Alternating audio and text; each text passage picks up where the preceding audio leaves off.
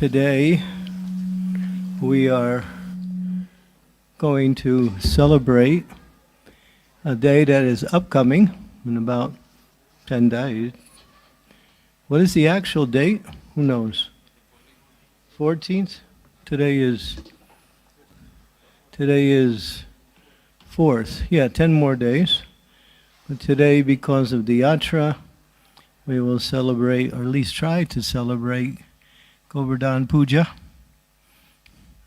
today. So we'll speak about Govardhana.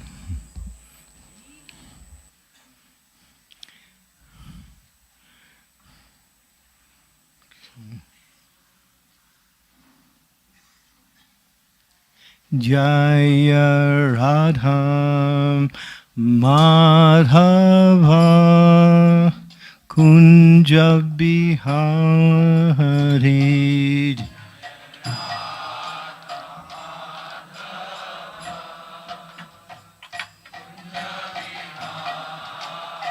Jaya Radha Madhava Kunja Bihari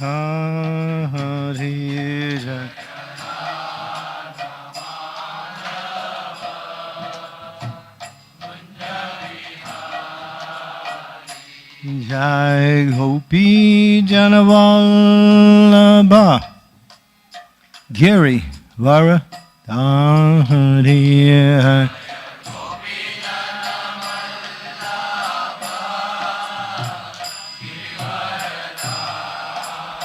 Jai Gopi Janavallabha Giri Varadhari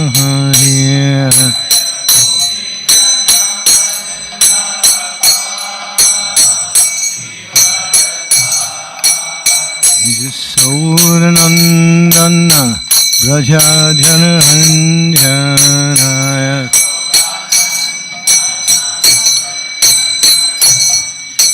Jasodanandana Brajajananjanaya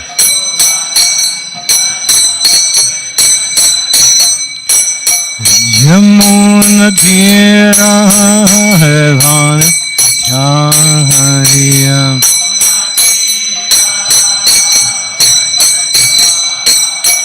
Jamunatira Havan Chariyam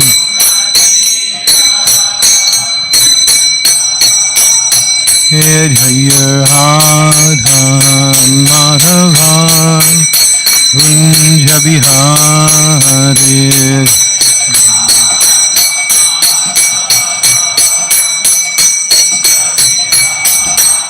Jaya Radha Madhava Kunja Bihari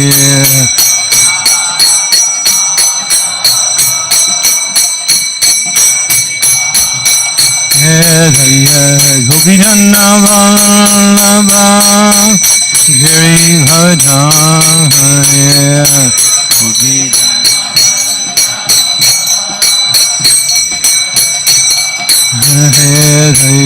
Gopi Janavallabha Giri Varadhari Giri Sodanandana Brajajananjana Sodanandana Brajajananjana Jamunatira Yamuna Jamunatira Yamunatira Jaya Madhava Kunja Bihari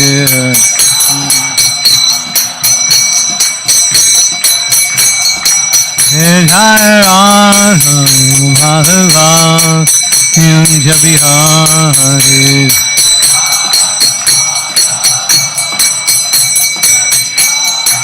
Jai Giri Govardhan, Giri Govardhan, Giri Govardhan, Jai Giri Govardhan, Giri.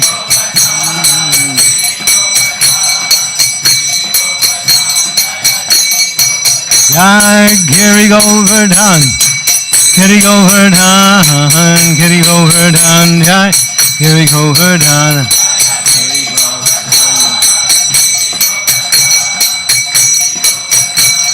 Nitai Gaur Hari Bol, Hari Bol, Hari Bol, Gaur Hari Bol.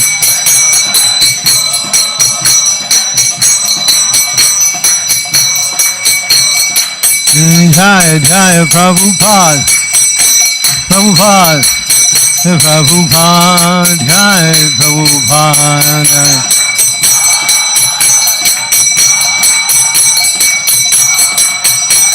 Jaya Jaya Prabhupada, Prabhupada, Prabhupada, Jaya Prabhupada.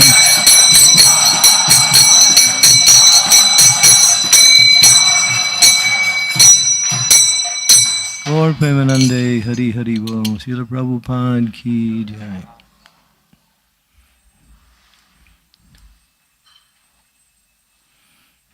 Om Gyan Timirandasya Gyana Jana Salakaya Chaksun Militam Yena Tasmai Shri Gurave Namaha. Nama Om Vishnu Padaya Krishna Prasnaya Bhutale Srimakti Bhakti Vedanta Swaminiti Namine Namaste Saraswati Deve Gauravani Pacharine Nirvisesa Sunyavadi Pastyatya De Satarine Shri Krishna Chaitanya Prabhu Nityananda Shri Advaita Gadadhar Sivasari Gaur Bhaktivinoda Hare Krishna Krishna Krishna Hare Hare Hare Rama Rama Rama Hare Hare. So there's a lot of information surrounding this. There's one particular verse that I was hoping to have chanted. Maybe you can use it. Do you have your phones with the Veda base on it? I'll need the verse myself. It's from the 10th canto, 25th chapter, verse number 13. Krishna Krishna Mahabhaga. It starts off like that. Krishna Krishna Mahabhaga. Does anyone have a book I can read from? Or someone's phone?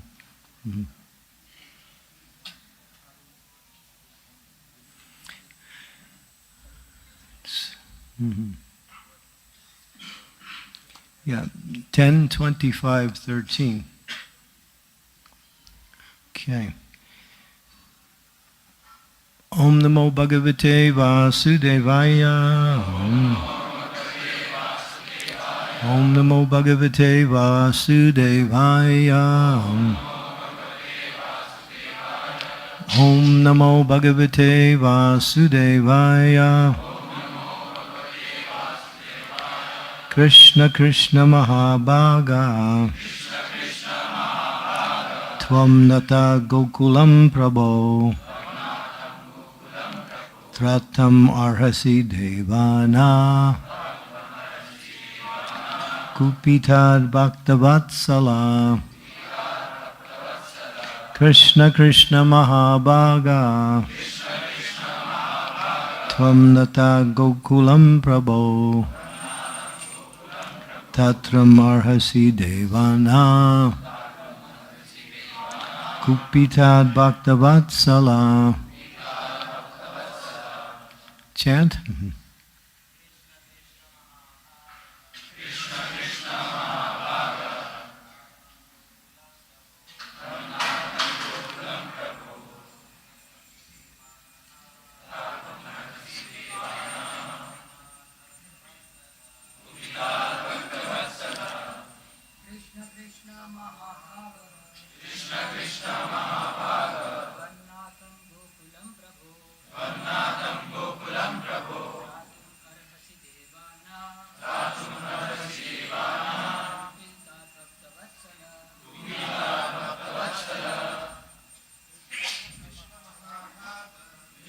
Krishna Mahabhaga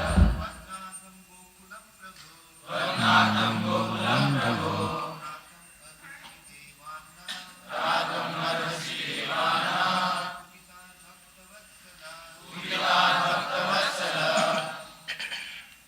Ladies, any of the ladies? Krishna Krishna Mahabhaga Vannatham Gokulam Prabhu Gatum Maharishi Devana Upita Bhaktavatsala Krishna Krishna Mahabhaga Vannatham Gokulam Prabhu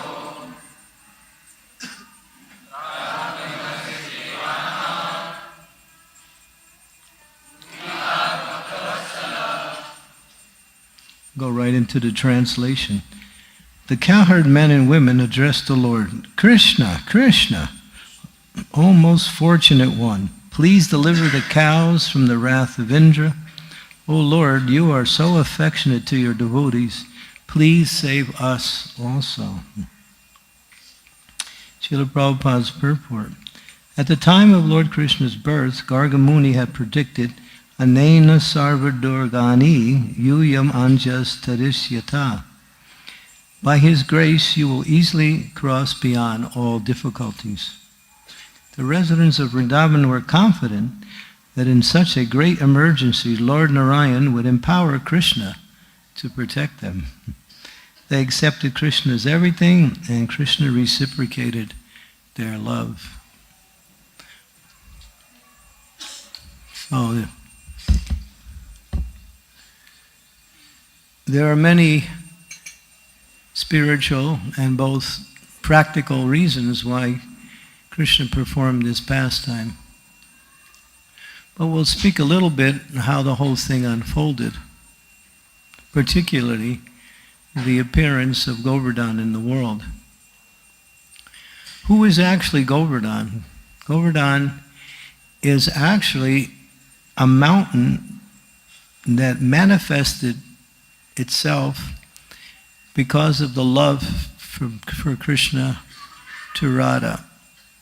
Govardhan Hill is actually Krishna's love for Radharani. And he is an eternal associate of the Lord in the spiritual world, where the Lord carries on his eternal pastimes. We all know that Krishna had decided, of course, on the request of the demigods, when the world was overburdened with demoniac forces, to appear. And that we celebrate as the appearance of Lord Krishna little more than 5,000 years ago.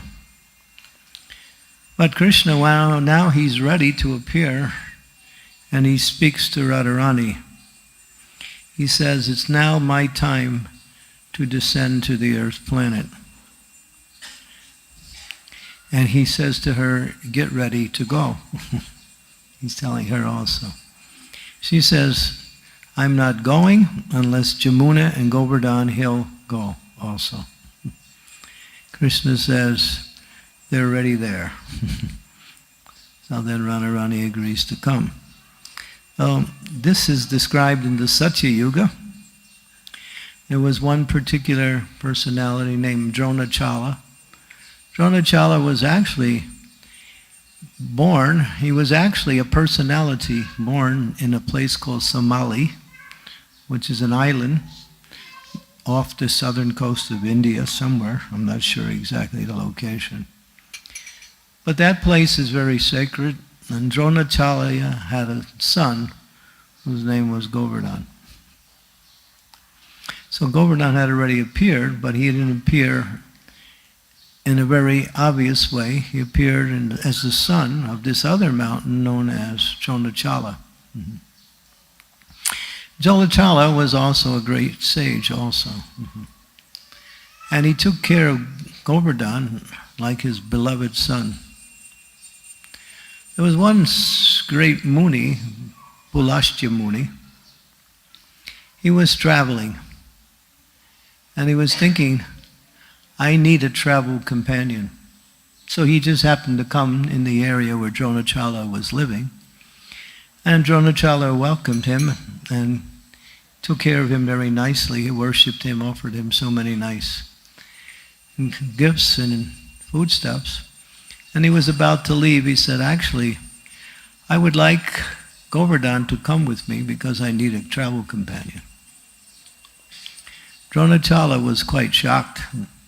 He wasn't expecting that, but here was a great sage who was requesting.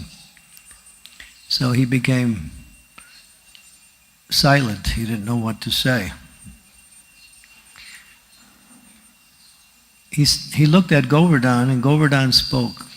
Govardhan said to Pulastya, I will go with you on one condition. You don't put me down. You have to carry me. Now, Govardhan was 64 miles around, 14 miles high, huge, not like today. He's a little smaller. And he said, if you put me down anywhere in our travels, then that's where I stay. So that's the condition for me to come. You can't put me down. So Pulastya Muni had great power, and he agreed, yes. So he was able to carry Govardhan, and they were traveling and traveling. And then Pulastya came to the area known as Vrindavan, and Govardhan did something. He caused Pulastya to respond to nature. And therefore, in order to do that, he had to put Govardhan down. Not remembering the condition, he immediately put Govardhan down and went to respond to nature, came back, and then he tried to pick up Govardhan. Govardhan wouldn't move. He tried with all his mystic power, but Govardhan was fixed. Then he became upset and angry at Govardhan.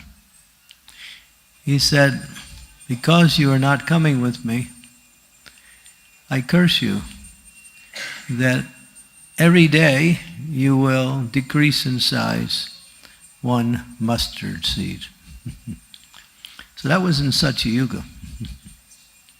So that was tens, I don't know how many, millions of years ago. And so Govardhan has been shrinking 1 mustard seed since then. And he's not as big as he was. But there's another reason why that curse is actually a benediction. Because in the mood of separation from Krishna, knowing that Krishna would leave the planet, he would come and then he would leave after some time, and he would still be here. So that arrangement was made that he could gradually disappear. So both Jamuna is drying up, and Govardhan is becoming smaller. And soon, how soon we don't know, but they will both leave the world and maybe manifest themselves in their expansion. But the essential Lila will be now in the spiritual world. So now we fast forward it to Nanda Maharaj in Vrindavan. Now Nanda Maharaj every year used to perform this sacrifice to Indra, called the Indra Puja, Indra Yagya. And so it was time for that puja. And so Nanda Maharaj, being the leader of all the cowherd men, started to organize this yagya, with gathering many paraphernalia to perform the yagya, along with many of the ingredients necessary. Now Krishna, he's 7 years old. He's 7.5 at the time. That's interesting. Krishna's age is always bigger than he actually is in numbers. This is interesting. If he's 1 year old, he's 1.5. If he's 3 years old, he's 4.5. In other words, for every year a normal child grows, he grows 1.5 years. So now he's 7.5, so he looks like about 10.5. And Balaram, same. Balaram's 8, and Krishna's 7.5. So Krishna is seeing what his father's doing. He's getting this big arrangement made. And he says to his father, "My dear father, I can see you're performing some kind of special yajna. Please tell us, what are you doing and why you're doing what you're doing?" Nanda Maharaj is thinking Krishna will never understand, as he's such a young boy. So he doesn't say anything. And Krishna says, amongst those who are relatives and friends, there's no secrecy. And so he says, but please, I can understand. This is very important. So please tell us, what are you doing? He said, well, every year we are cowherds, and our business is agriculture. So we need rain. And Indra is the god of rain. He's also the god of the heavenly planets, the supreme god there. So we perform this puja to get the blessings and permission of Indra, and so he will bestow us the sufficient rain to take care of our land, take care of the cows, take care of the crops. And Krishna says, but why is it necessary to worship? He says the rains come automatically. There's no need for worship. And actually, who is this deva you're worshiping? Actually, it is understood that if we simply do our duty as cowherds, then that is the best. So Krishna started to speak what is called karma mimamsa philosophy. Whereas the karma mimamsa philosophy, what was that by Chamini, is that work is worship. You heard of that? Work is worship. People even say that today. I don't have to go to the temple. I'm working. I have a nice occupation. I provide for my family. I provide for others through my occupation. That is my worship. But that is some idea that someone has created where work is worship. Service is worship. Service to the Supreme, and not ordinary work in the secular world. But Krishna is speaking, he says, even if there is a God, it doesn't matter, because you just do your duty and everything will be provided automatically. We don't have to perform all of these things. Nanda Maharaj is now wondering what to do. Krishna is speaking very convincingly on this philosophy of karma mimamsa. And that we're actually cowherds. And if we just do our duties very nicely, take care of the cows, take care of the land, take care of the children, everything will be provided nicely. What is the need for any God? Even if there is a God, he's God, and he's saying even if there is a God, God's speaking atheism. So he's not denying the fact there's a God, but he's using this philosophy to discourage and convince Nanda Maharaj that there's no need for all of this. You just do your duty and everything will be provided. But Nanda Maharaj is not convinced. But he says, actually, all right, if we should actually worship. Our worship is Gomata, the cows. Is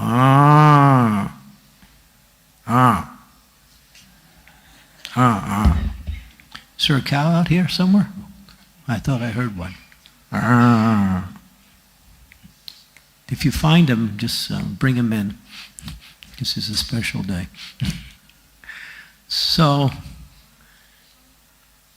and Also, Govardhan Hill provides so many nice fruits and roots and nice caves that are cooling in the summertime and shelter.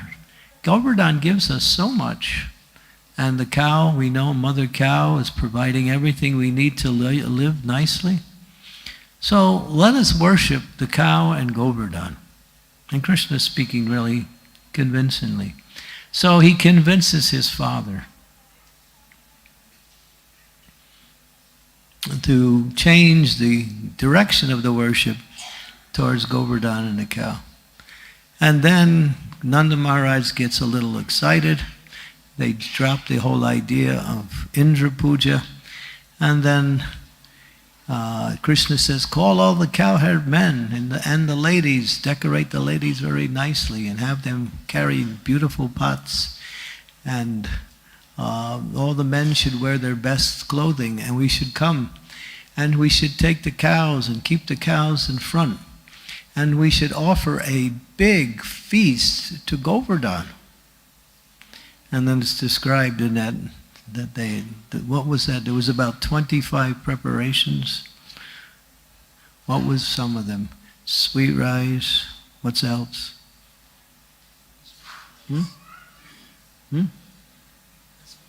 Rasgula, that's 2. We got 23 to go. What was?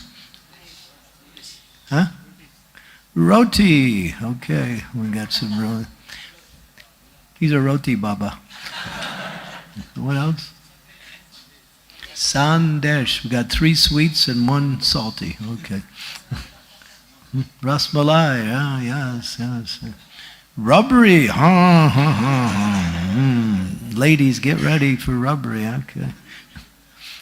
What else? Gulab jams. We call them ISKCON bullets. Right? You eat one of them and you can dance all over the temple room. What else? And come on. There. Rice. Yes. This is India. You forgot about rice. Come on. The main crop. Maybe it's basmati rice. Or even better, Nivara rice. Oh. Do you know what Nivara rice? Any of the ladies know what Nivara rice is? It's a red rice that if you eat it, you get love of God.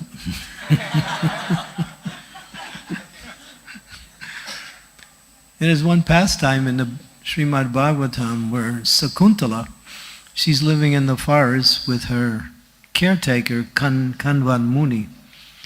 And Bharat Maharaj wants to have some association with Sakuntala. So he's planning to come and meet her, and she wants to prepare nice prasadam for her. So she makes some Nivara rice. It's mentioned. In Narvais, you can find it mostly in Kerala.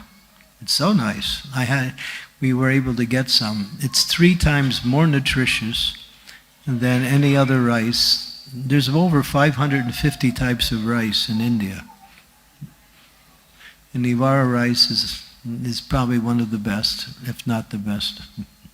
It's mentioned in the Bhagavatam. So Sakuntala prepared that for Bharat Maharaj. So rice, what else? Okay, we got about 5 or 6. What else we got? Huh? Sweet rice, yes. Okay. Puri, yes, puri. What's that famous thing that we can never have a feast without it?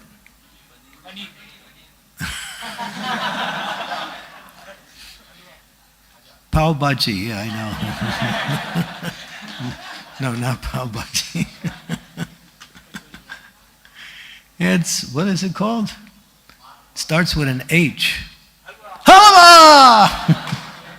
We got to have, without halava, there's no feast. Okay, what else? Jalebis. I don't know if that's mentioned, but we can add it anyway. Anything else? Pakora, here you go. And what else? We got pakora. Laddu, yes, there was laddu. That's mentioned also. And what does everybody eat for lunch every day? Dal. Dal. Don't forget the dal. That's especially the brahmacharis. Yeah? What else? So somebody said makan. Makan is, yeah, that was there also. With cows, there's always makan. Yeah. Ladies, what else was there? Anything else?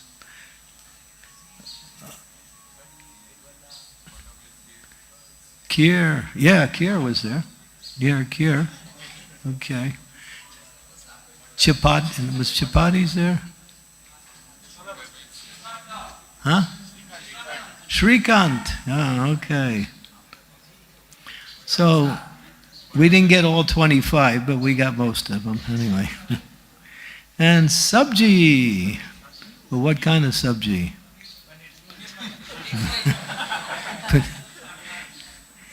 Chili paneer, right? With some peas also. Yeah, so these are all the delicacies of the higher class. So they prepared, they got as much bhog as they could, vegetables, grains, rice, dal, everything, atta, and started to cook this huge feast. And even if they didn't have enough, they went to the other villages and got more bhoga. And it was this gigantic feast. And they all placed the preparations all around Govardhana Hill. And then Krishna said, put the cows and the ladies in the front, and then have everyone circumambulate Govardhana Hill. And so they did, and they made a beautiful, they were chanting, Giri Puyena Vihita Kena. You know that song? Where's it? Did you print that out? Oh, you're going to do it when the parikrama. There's a beautiful song that glorifies Krishna as the killer of many of the demons in Vrindavan. And it starts, Giri Puyeya Vihita Kena Kamsa da da da da da da da da yena. We'll sing it later because I need the words. And so they were singing that song and they were going around, and all this song is glorifying Lord Krishna. And then Govardhan started to manifest himself. Now Krishna is actually Govardhana Hill. And he actually manifested himself as the hill. Because Govardhan and Krishna are non-different. So Govardhan started to eat everything. And all of the preparations that were piled all around the hill, he was eating everything. And eating everything. And the devotees were singing, and it was a nice festival. And the cows were decorated so nicely with so many gold-colored horns and silver hooves and nice draperies and handprints all over the cows. It was so beautiful. And then Govardhan ate everything. And then there was nothing left. And then Govardhan started to speak. And what did he say?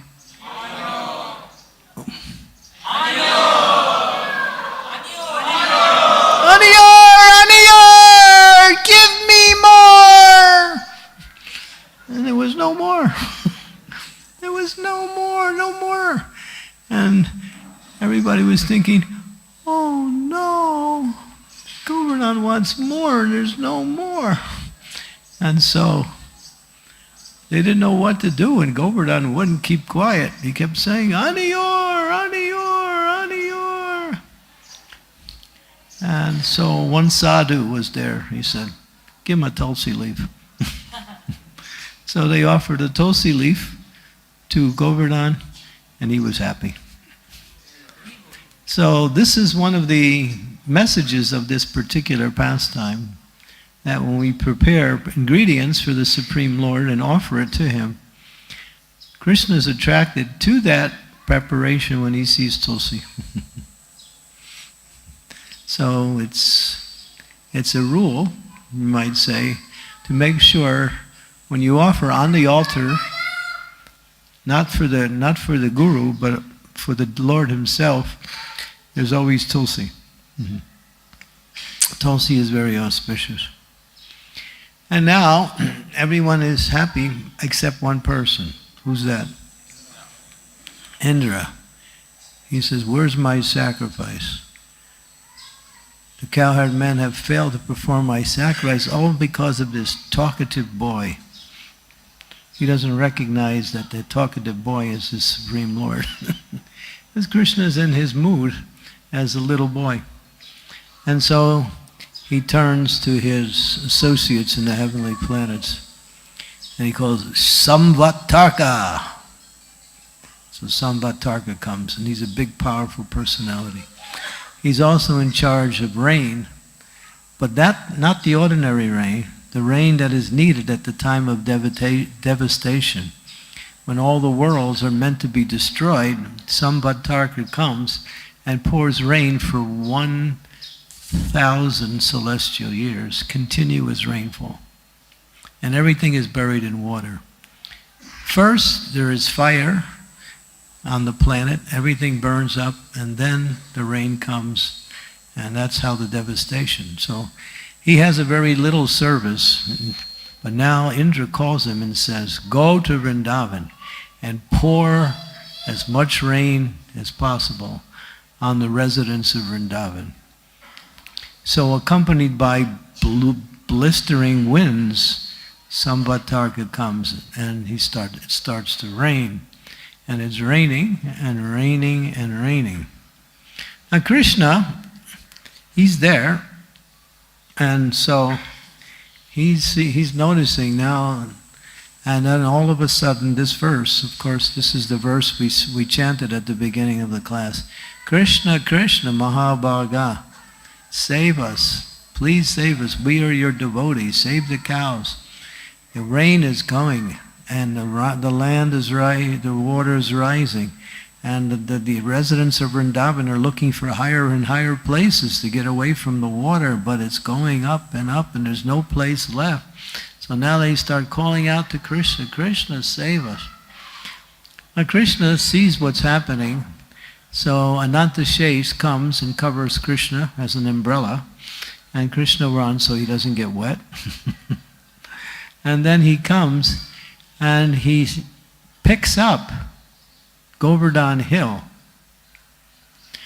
and he holds it above his head with a pinky, the smallest finger, the weakest finger of the hand, of his left hand, not the right hand. Krishna's right-handed. But he does it with his left hand and the smallest finger. So there's a reason why he did that. I mean, he could have picked it up anyway, but he picked it up in a certain way, just to insult Indra. That there is more power in my pinky than all of you and all of your heavenly planets. Krishna was showing his supreme power. And so now, and he's calling all of the residents to come under, and all the residents are coming under, and they're wondering, whoa, they want to get away from the rain, but at the same time they're thinking, but they're not worried about it because they're more worried about getting inundated by the rain, so they all run underneath. And Indra is just throwing lightning bolts, and rain is hitting Govardhan. And Govardhan's getting smashed with all of this rain, pouring rain and lightning bolts. But Govardhan's feeling happy. Why? Because he was touched by the lotus finger of Krishna. Therefore, he wasn't feeling any inconvenience at all. In fact, he was feeling blissful. So the more you get connected to Krishna, the more the pain of this material world disappears. And then at one point, when you're completely connected to Krishna, there's no pain.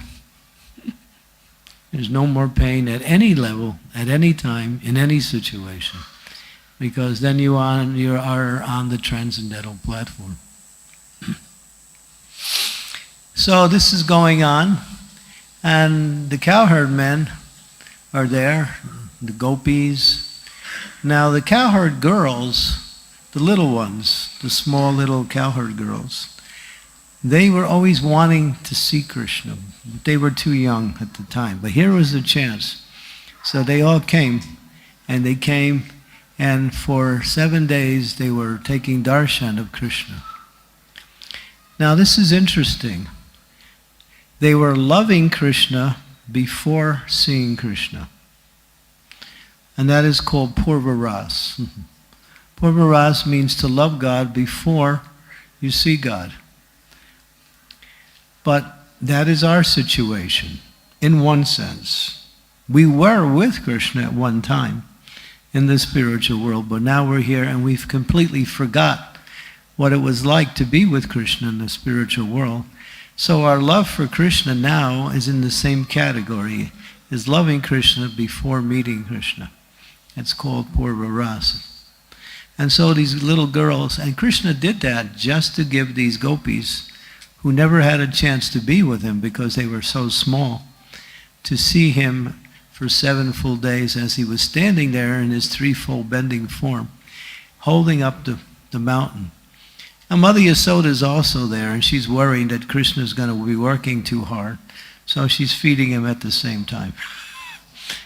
She's giving him whatever food they could find, and Krishna's eating it just to satisfy his mother. And now Krishna, there's some of the younger gopis were there, but then there were some of the grown-up gopis too.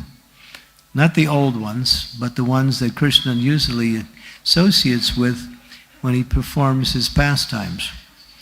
So Radharani was there, and Krishna started to look at Radharani. That was a mistake. Then his fingers started to shake. Because when Krishna sees Radharani, things happen. He gets a little outside of himself, you might say. He starts to experience ecstatic symptoms just by seeing. Even when he hears about Radharani, he gets ecstatic. What does he was speaking? So his finger starts to shake and the mountain starts to go like this.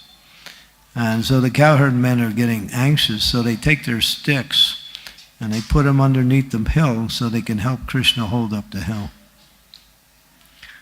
But Balaram, nobody can see what Krishna's actually going through except Balaram. So Balaram starts laughing. Krishna's looking at the girls, and this is what's happening. That's what happens when you look at the girls sometimes. You forget who you are. You know?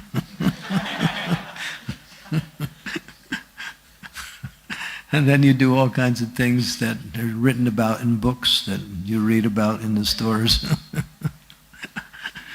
So yeah, so it's like that. So then Krishna, after some time, he comes back to and he's holding up the hill. Now the cowherd men are acting, they're holding up the hill like that. So Krishna doesn't say nothing because he wants to make them feel like they're doing something. So this is going on for 7 days. And at the same time, there is dancing, there is singing, there's prasadam. Everyone's having a festival except Indra. He's in total anxiety, and because he's sending all of his power and nothing. And Sudarshan Chakra is there, so when the rain hits the ground, it doesn't make any mud at all, because Sudarshan Chakra is a heat element, heat weapon, and he dries up all of the water as it comes. So there was not even a drop of water on the ground. And Govardhan wasn't feeling anything.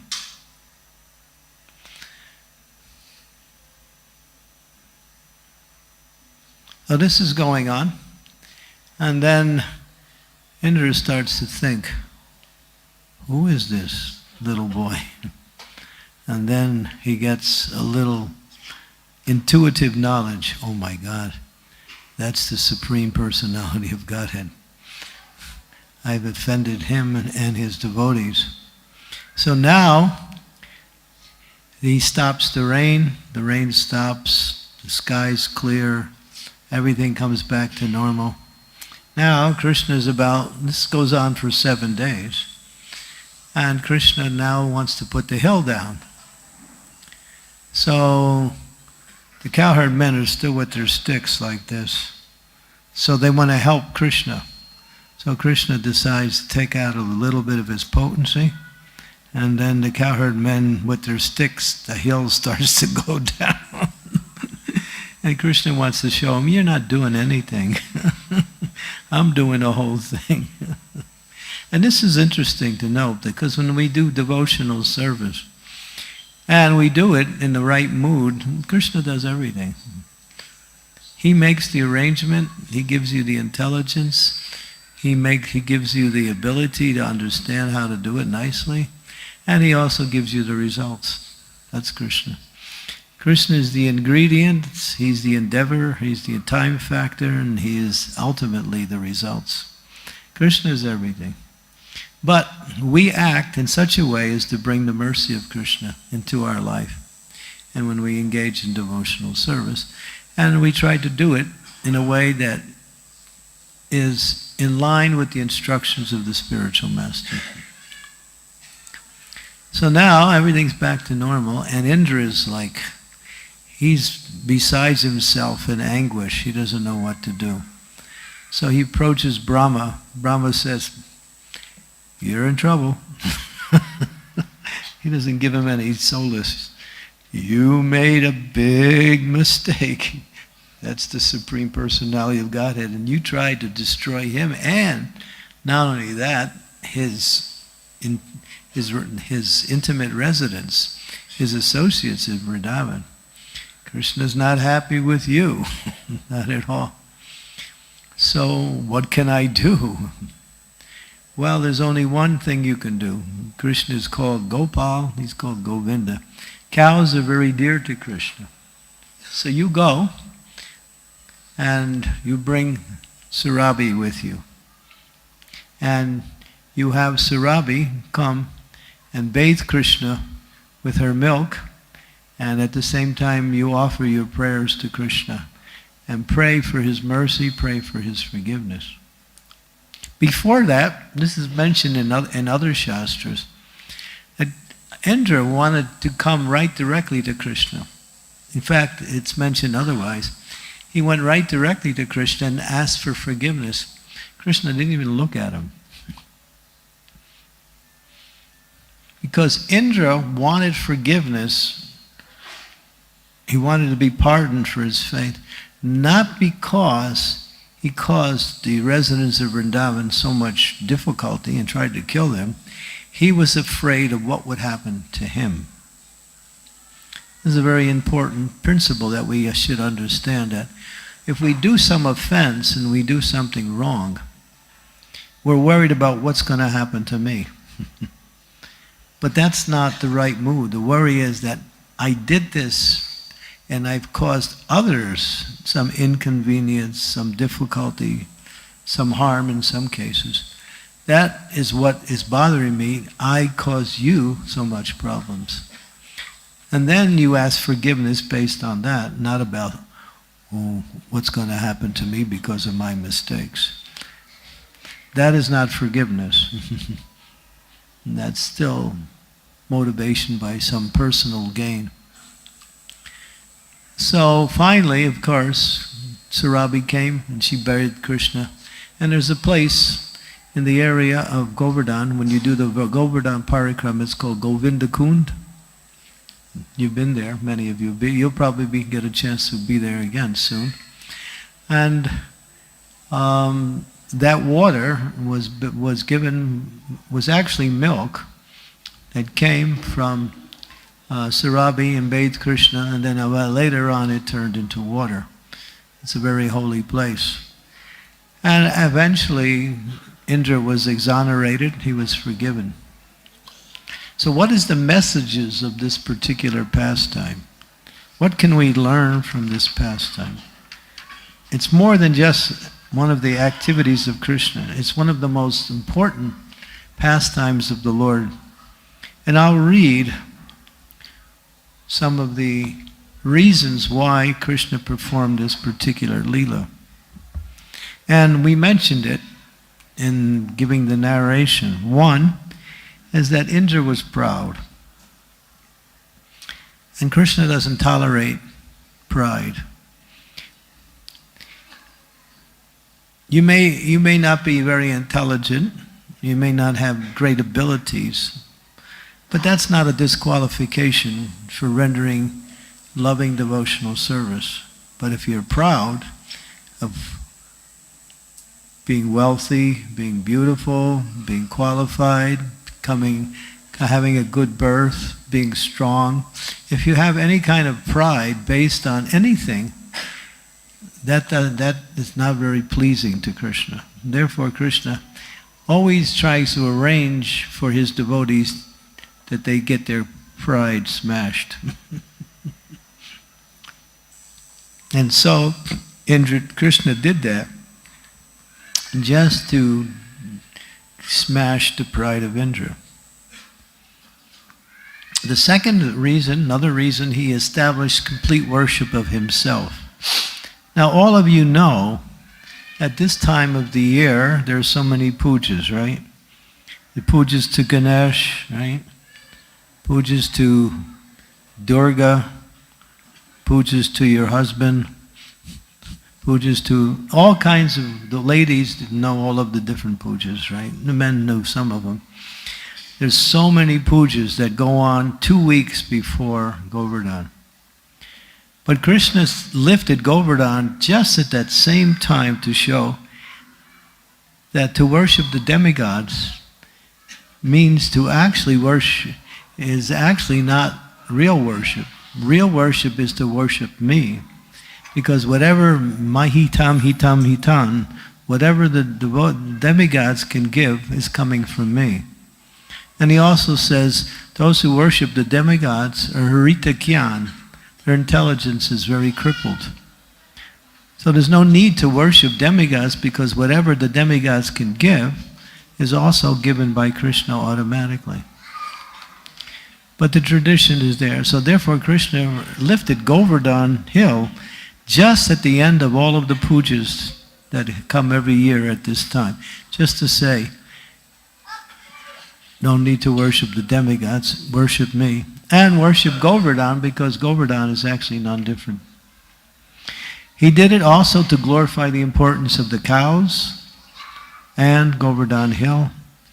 The cows are very fundamental in a progressive society. Keeping cows, taking care of cows. Not only using cows, but taking care of cows. Cow is actually our mother. She provides so many nice things. When she walks on the fields, her hooves actually make the ground fertile for planting agriculture. Lakshmi resides in cow dung. This goddess of fortune, Lakshmi, she resides in the dung of the cow. Cow dung is so nice.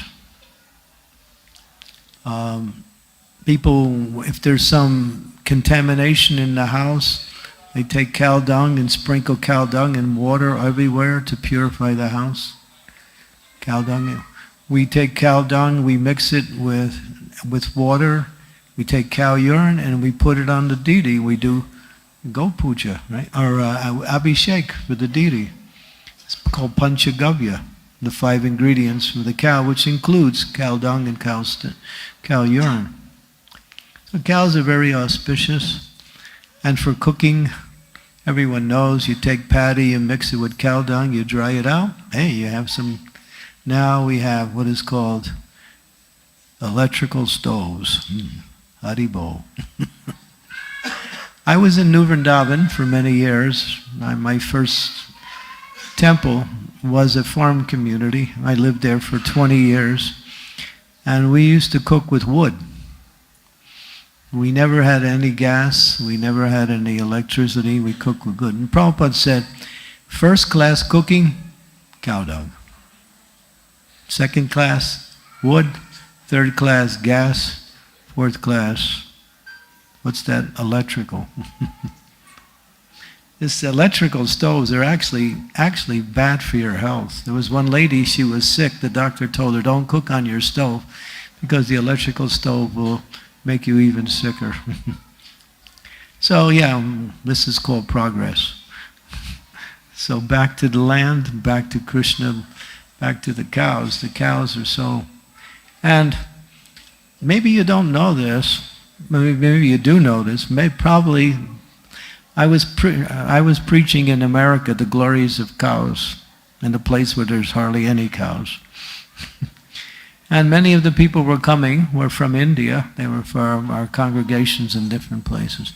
So I was speaking about cows, and I was speaking just like I was the glories of cows. And one man said, you know, Maharaj, when we were in the village, we had cows, and if someone in the village got sick, someone would go over and talk to the cow and tell him that this person is sick with this disease. The cow would go out and she would eat that herb that was the cure for that disease, and then they would milk the cow and give that milk, and that would cure the person. Yeah. And then one other man, I was telling that same story after I had heard it in another lecture, and one other man said, well, it's almost like that.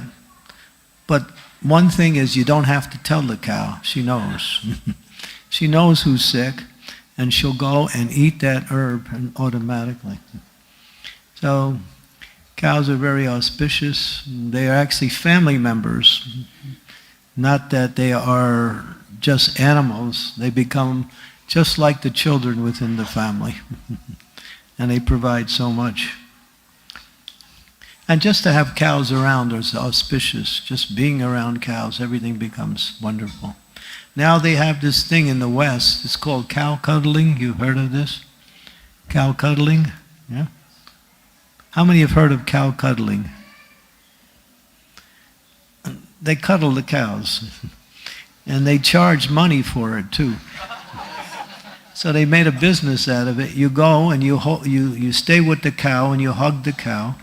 And all of your anxiety or your depression, all of your bad feelings, it goes away. And they pay, and in some places they pay like $500 an hour just to be around the cow. We have one farm we're doing that too. It's up in Detroit, Ypsilanti. We charge $40 an hour. And people come and they stay, mostly kids who have problems, mental problems, depression, they go with the cows. After an hour with the cows, they come out, the kids are happy. I had one disciple, he was impossible to be with. So I told him, go with the cows, you know. So he did. After he came back, he was a nice person. So being around cows, everything's auspicious. Yeah, so anyway, that's a little bit about cows. So that's one of the reasons. To protect the inhabitants from Indra, Krishna, to satisfy the young gopis, to give his darshan for 7 continuous days, and to benefit all living entities by the distribution of prasadam. So this particular festival is a prasadam festival. It's about making as much as we could and honoring the Lord with a grand feast in honor of this pastime. And to establish worship of Govardhana Hill, to teach the principle of exclusive dependence on him in all situations, the importance of offering tulsi leaves on the bhoga you offer, we mentioned that, and to show the world the super excellent devotion of the Vrajavasis, that when they are in trouble, Krishna, Krishna, Mahabhaga. They don't go and dial 911. They simply call out for Krishna. So complete dependence on Krishna. That's Krishna performed this pastime for many reasons. And the main reasons is to exclusive dependence on Krishna and to glorify both Govardhan and the cows. These are the main reasons. So today is a day we're going to celebrate. So today If you're worried about how much you eat, forget about it. Just eat as much as possible. Today is a day that you cannot overeat. It's authorized. So take nice prasadam. And the festival will go on later this morning downstairs in the hall. 10:30 there will be Govardhan Puja. Go Puja. Okay. We have some cows. If there's no cows, I can be there and I'll go, ah. You have one extra cow. The other cows are nice. There's one wild cow.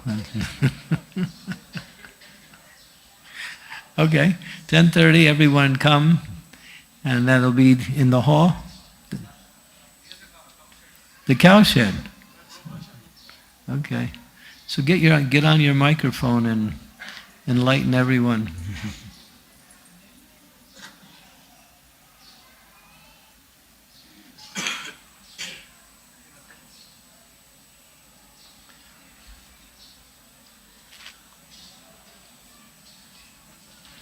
Okay, we got a microphone here. Just come here.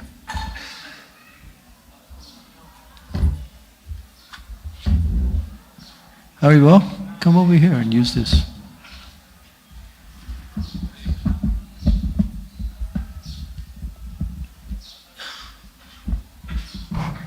Hare Krishna. So after the class there is Damodar Ashtakam. Then there is Prasadam for everyone. And after Prasadam, please come back by 10:15 a.m. We will have Kirtan here. And then Srila Prabhupada on his palanquin will go to Goshala. And there will be Go Puja there with Kirtan. Then we'll come back to Bhaktivedanta hall. So we have the entire Govardhan with all the kundas and all the Lila Sthalis manifested in the Bhaktivedanta hall below. So we'll do the parikrama. Oh? So then we'll do the parikrama of Giriraj in the Bhaktivedanta hall below, and then come back by around 12:15 back in the temple hall here and sing Bhogarti or be ready for darshan at 12:30. Yeah. There will be Bhogarti and then darshan arti here, 12:30 Raj Bhogarti. After that, darshan will be there for Annakut, darshan will be there, and then 1:30 there is prasadam for everyone in the prasadam hall, lunch prasadam. I would like to speak on. I've not read.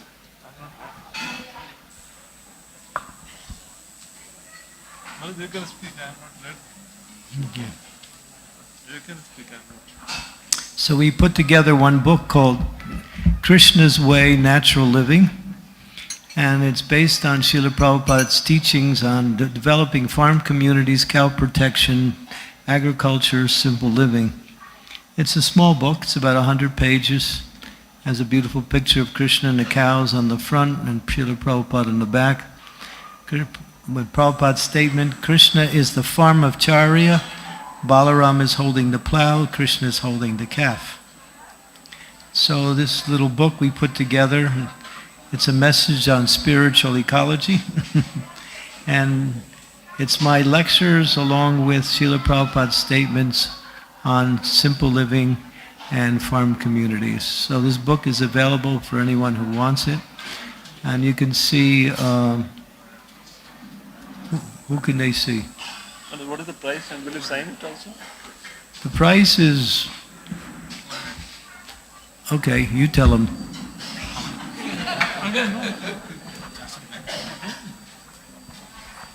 Hare Krishna, the price of the book is 400 rupees and Maharaja is available here. If anyone takes, Maharaja will sign the book also. Hare Krishna. Okay, thank you very much. Giri Govardhan ki jai, Srila Prabhupada ki, Govardhan Puja Mahamahotsava ki, Gaur Premanande, Hari Hari Bol.